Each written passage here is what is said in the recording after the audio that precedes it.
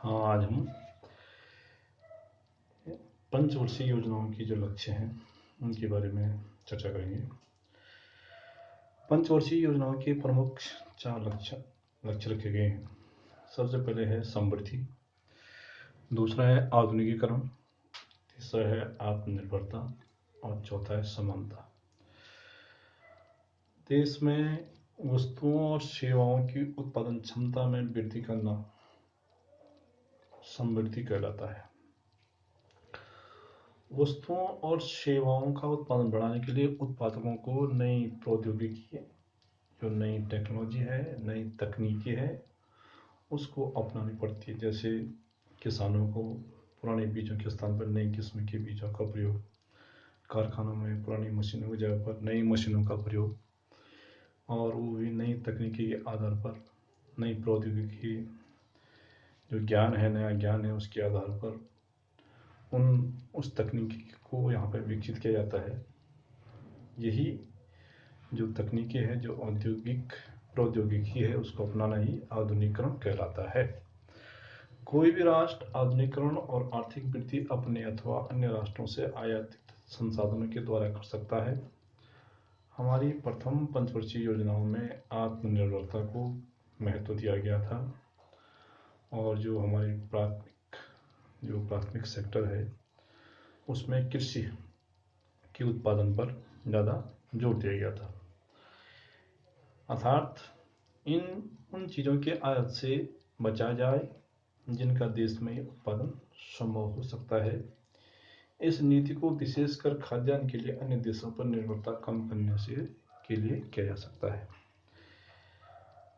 और इसको जो है आत्मनिर्भरता कहते हैं। इसके साथ ही सामाजिक दृष्टिकोण में भी परिवर्तन आवश्यक है।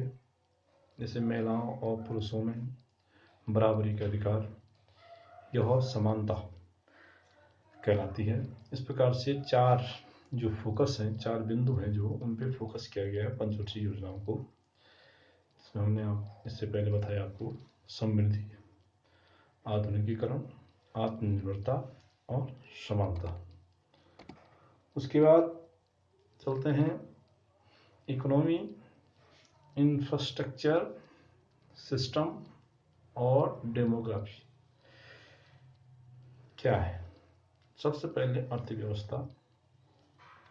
इसमें वृद्धिशील परिवर्तन नहीं, बल्कि लंबी छलांग सुनिश्चित करना इसका मुख्य उद्देश्य रखा गया है। और दूसरा है इंफ्रास्ट्रक्चर।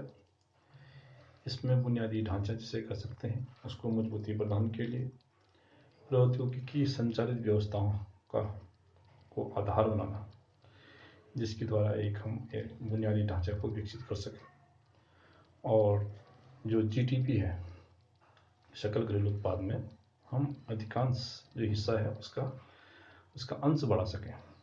तीसरा है सिस्टम।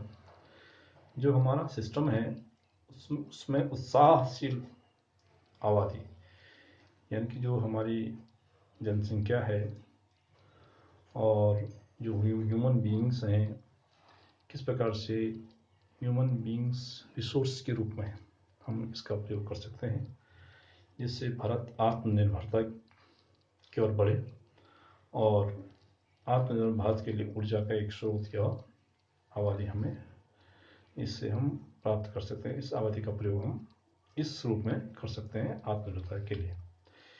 चौथा है डेमोग्राफी। इसमें मांग और पूर्ति श्रृंखला, इसको सप्लाई चेन का नाम दिया गया है, का उपयोग हम पूरी क्षमता से हमें करना चाहिए। यही जो है डेमोग्राफी कहलाती है।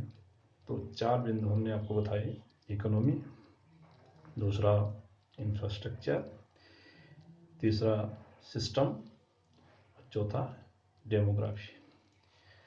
इसी के साथ हमारा ये विषय समाप्त होता है। Thank you.